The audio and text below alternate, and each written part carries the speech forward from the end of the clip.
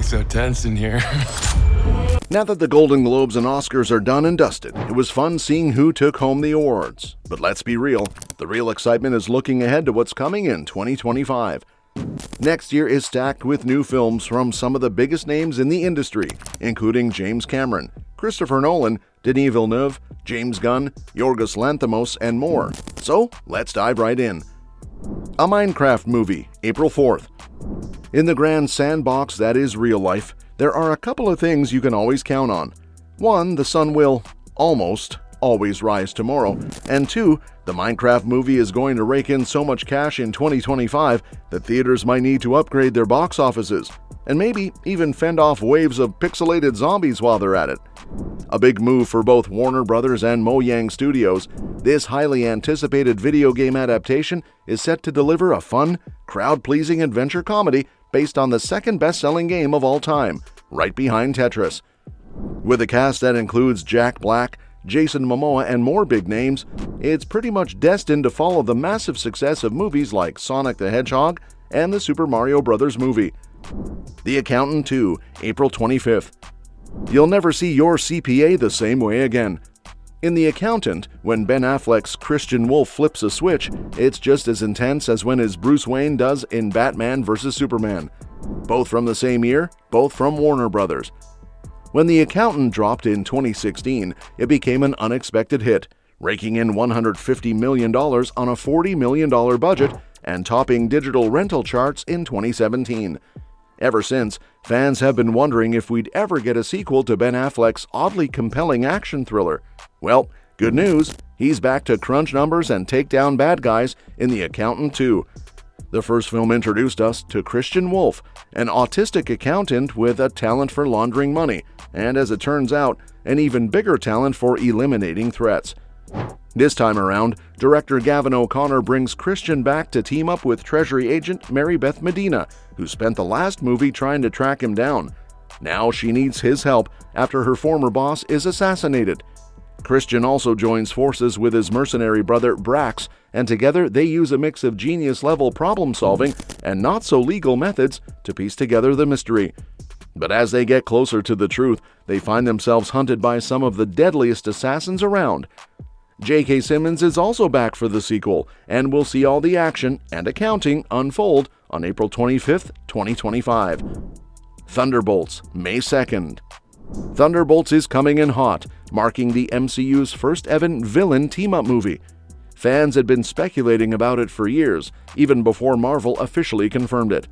This team is made up of familiar MCU characters, basically a group of anti-heroes and villains most people didn't expect to see again. But throwing this crew together could be exactly what the MCU needs, delivering a mix of redemption arcs and fresh storytelling. If you're a Marvel fan, there's a lot to be excited about. With the release date creeping up, marketing is in full swing, and Marvel just dropped a trailer that feels totally different from their usual style. Florence Pugh even compared Thunderbolts to an A24 movie, and Marvel leaned into that, highlighting cast members with A24 experience.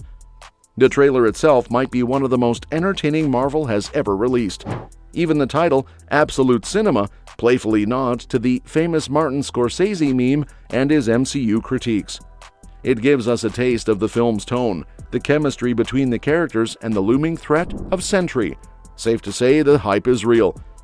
As for the lineup, Marvel revealed the full Thunderbolt squad at D23, and it's packed with familiar faces. Leading the charge is Contessa Val, the mastermind pulling the strings.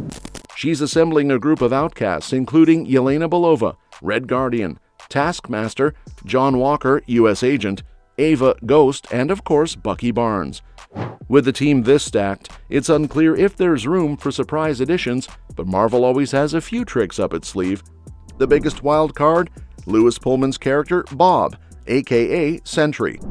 In the comics, Sentry is one of the most ridiculously overpowered Marvel characters, but in Thunderbolts, he's shaping up to be the villain, at least for part of the movie. Given his comic book history, there's a solid chance he'll eventually turn things around and become a major player in the MCU. With Avengers Doomsday and Avengers Secret Wars on the horizon, Sentry could end up being a key piece of the puzzle. And hey, speaking of key pieces, now's your chance to become a channel member. Get early access to videos and help decide which movies and shows we cover next through exclusive members-only community posts. It's a great way to support the channel, but okay, enough of the shameless plug, back to more movies. Lilo and Stitch, May 23rd. Disney's back in the live-action game, and this time they're bringing Lilo and Stitch into the mix. With the first trailer out now, reactions are rolling in, and honestly, it doesn't look half bad. Stitch himself looks great, adorable, chaotic, and exactly what you'd expect from everyone's favorite blue alien menace. His voice is spot on too. The overall vibe of the trailer screams classic Disney family fun, pure high-energy chaos happening every few seconds to keep audiences, and their short attention spans, fully engaged.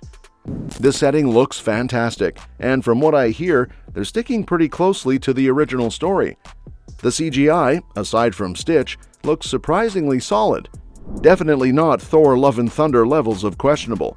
Plus, the cast seems to have great chemistry, which always helps make a movie more enjoyable. At first glance, there's nothing here that screams disaster. If you showed this to someone who's never seen Lilo and Stitch, they probably wouldn't think it looks bad either. Disney may have fumbled some of their live-action remakes, but when it comes to fun, family-friendly movies, they usually know what they're doing. Fingers crossed, this one delivers. Mission Impossible: The Final Reckoning, May 23rd. There's no such thing as a bad movie year, but let's be real, any year with a Tom Cruise blockbuster is automatically better. That's just facts. Summer movie season always hits different when Hollywood's last true action star is out here risking his life for our entertainment. Mission Impossible: Dead Reckoning Part 1 might not have reached the same heights as Fallout, but even a mid-tier mission still delivers a level of spectacle and commitment that most action franchises wouldn't dare attempt. With The Final Reckoning on the way, we're finally getting answers to all the lingering questions, along with more jaw-dropping stunts, an emotional payoff, hopefully, and of course crews dangling from some ancient aircraft just because. We've got a new look at Tom Cruise doing yet another insane stunt for Mission Impossible: The Final Reckoning, and this time he's taking things underwater. Apparently, he can only wear his breathing gear for 10 minutes before hypoxia kicks in, because, just risking his life on land or in the sky wasn't enough. Seriously, the man is 62 years old and still out here treating oxygen like an optional luxury. Meanwhile, I'll probably still be waiting for the Batman 2 to drop by then, but I digress. Cruise and the Mission Impossible team are breaking down the wild stunts he's pulling off in this movie, and every single one sounds more unhinged than the last. For example, in Dead Reckoning, he was hanging off a plane flying so fast he couldn't breathe, so he had to figure out a way to keep air flowing mid-flight. But that wasn't extreme enough. Nope. Now he's decided to take the no-breathing challenge underwater, plunging so deep that his equipment can only keep him alive for 10 minutes. If you're wondering, yes, this scene does show up in the trailer, but this is the first time we're hearing just how intense it really is. Some might say, wait, don't scuba divers have gear that lets them stay underwater for much longer? And sure, but here's the thing. Those setups block your face. Cruise, being Cruise, wants audiences to see that it's him doing the stunt. The trade-off? His life is literally on a timer. I can't even joke about this level of dedication. You could turn me into a mermaid and I'd still find a way to drown. And knowing Cruise, he's probably already brainstorming how to top this in the next movie. Anyway, just had to share this madness. Get hyped. Ballerina, June 6th. We've been waiting for Ana de Armas to get her own full-fledged action movie ever since she stole the show in No Time to Die. Now she's finally stepping into the John Wick universe with Ballerina. Originally written by Shay Hatton in 2017 as a standalone action film, the script was later reworked to fit into the world of high-class assassins we know and love. The character actually made a quick appearance in John Wick Chapter 3, Parabellum, but now she's getting the spotlight. Unlike The Continental, which was a prequel, Ballerina takes place between John Wick 3 and 4, and yes, Keanu Reeves and the late great Lance Reddick will both make appearances. Jurassic World Rebirth, July 2nd. It's time to once again ask the age-old question, should humanity really still be messing with dinosaurs? Spoiler, no. But here we are.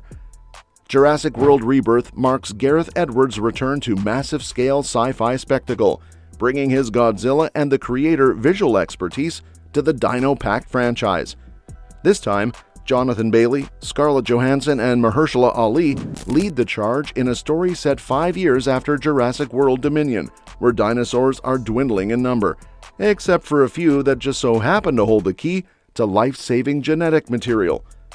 Naturally, that means assembling a team, heading to a mysterious island, and facing horrors unknown, including a rumored new nightmare dino. The trailer promises jaw-dropping action, striking visuals, and, just maybe, a Jurassic movie that finally lives up to the original.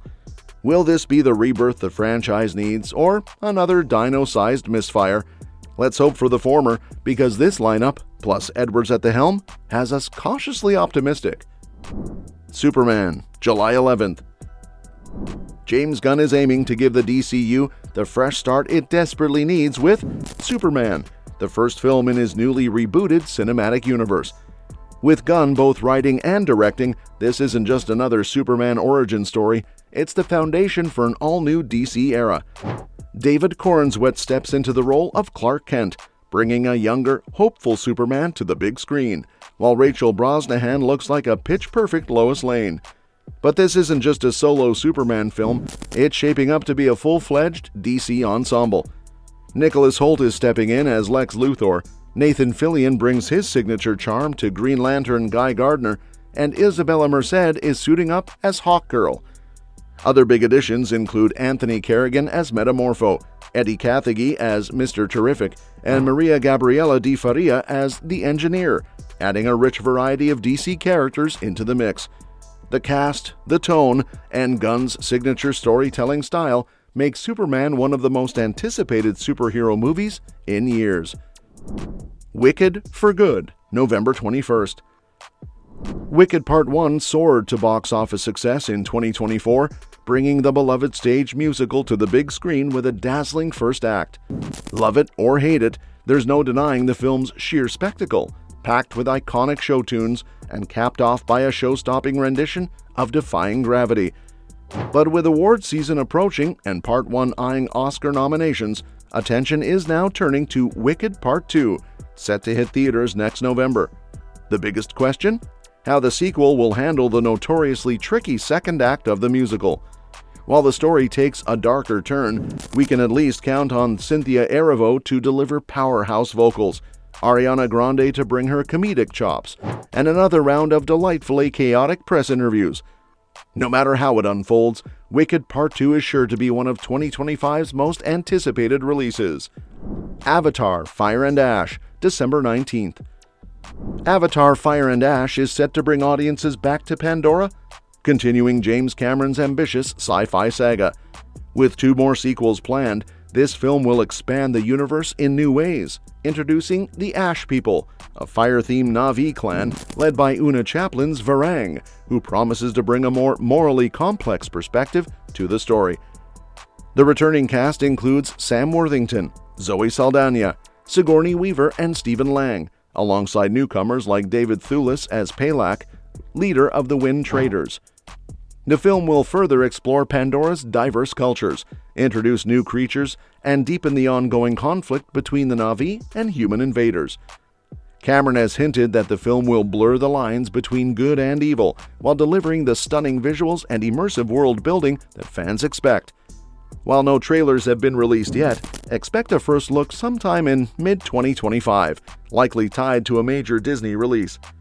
With high expectations following The Way of Water's $2 billion box office success, Fire and Ash is poised to be another must-watch epic in Cameron's ever-expanding Avatar universe.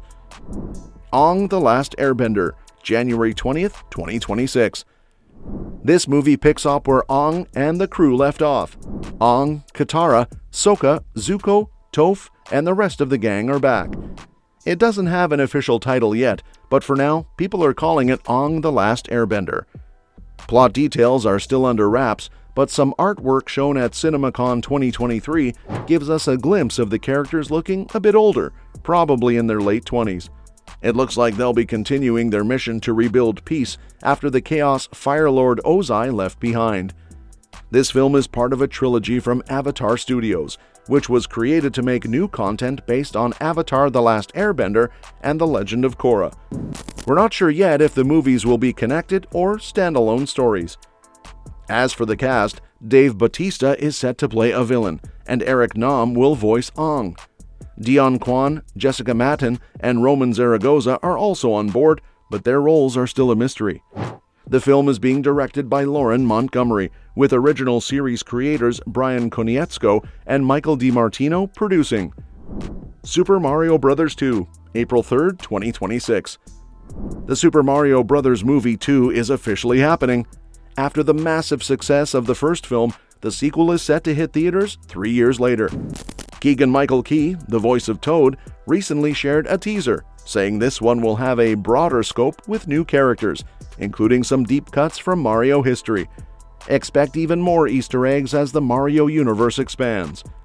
The main cast is coming back, so we'll see Chris Pratt as Mario, Anya Taylor-Joy as Peach, Charlie Day as Luigi, Jack Black as Bowser, and of course, Key as Toad. On top of that, there are rumors that Wario, Waluigi, Daisy, and even Rosalina from Super Mario Galaxy could make an appearance. We might also see new villains like Bowser Jr. and the Koopalings. The first movie's post-credit scenes set up the sequel perfectly. Bowser is still locked up, and a Yoshi egg was spotted in Brooklyn, hinting at Yoshi's big debut. Plus, the Brooklyn connection suggests the Mario brothers might head back to the real world for another adventure. Street Fighter, March 20th, 2026. A new Street Fighter movie is on the way, set to hit theaters in March 2026. After the mixed receptions of the 1994 film and Street Fighter: The Legend of Chun-Li, this fresh take from Legendary and Capcom is hoping to finally get it right. The first movie was fun but strayed too far from the games, while the second one just didn't capture the heart of Street Fighter. This time they're looking to break that trend. Details are still under wraps, but the movie is expected to tell an original story. Since the game's plots are pretty thin, a direct adaptation might not work. Fans can likely expect classic characters like Ryu and Ken, with a focus on their friendship. The film might take inspiration from Street Fighter II, which introduced the iconic World Warriors, but newer characters like Luke from Street Fighter VI could also show up. Capcom seems to be aiming for a faithful adaptation that balances nostalgia, strong character moments, and broad audience appeal, learning from past mistakes. While it's too early to say for sure, there's a good reason to be cautiously excited for this one. The Mandalorian and Grogu, May 22, 2026. Jon Favreau is bringing Star Wars back to the big screen with The Mandalorian and Grogu, the first theatrical release since The Rise of Skywalker in 2019. The movie picks up after The Mandalorian Season 3, following Din Djarin and Grogu as they team up with Carson Teva and the New Republic to track down the last remnants of the Empire after Moff Gideon's defeat. Dave Filoni, a longtime Star Wars creative and now Lucasfilm's chief creative officer, is co-writing and executive producing the film. He's been deeply involved in the franchise for years, working on The Clone Wars, Rebels, The Mandalorian, The Book of Boba Fett, Ahsoka, Tales of the Jedi, and Tales of the Empire. His history with Favreau goes way back to the Clone Wars, where Favreau even voiced Pre Vizsla, the dark saber-wielding leader of Death Watch. Favreau and Filoni have been the masterminds behind the Mandoverse, the interconnected story set after Return of the Jedi. They kicked it off with The Mandalorian, Star Wars' first live-action series, which became a massive hit. They also worked together on The Book of Boba Fett, with Filoni leading Ahsoka. With The Mandalorian and Grogu, they've continued to build on the rich world they've created. Filoni is also directing his own upcoming Star Wars film set in this era, and Favreau is expected to be involved. The Hunger Games: Sunrise on the Reaping, November 20th, 2026. A new Hunger Games prequel is on the way, hitting theaters not long after the novel drops on March 18th, 2025. This time, the story goes back 40 years before the original series to follow a young Haymitch Abernathy during the 50th Hunger Games, also known as the First Quarter Quell. While the cast hasn't been announced yet, some familiar names are returning behind the scenes, including director Francis Lawrence and producers Nina Jacobson and Brad Simpson. The film will dive into Haymitch's brutal journey to victory, possibly exploring the deadly mutts and the fate of Dr. Gall, the twisted mind behind many of the Capitol's horrors. Filming is set to start after March 2025, as producer Nina Jacobson confirmed the book will be out well before production begins. With both the novel and movie generating major buzz, fans are eager to see how this chapter connects to the larger Hunger Games universe. Well, that's it for today. Which of these are you most excited about? Let me know in the comments section below. And don't forget to subscribe, because we'll be covering more updates on these movies very soon.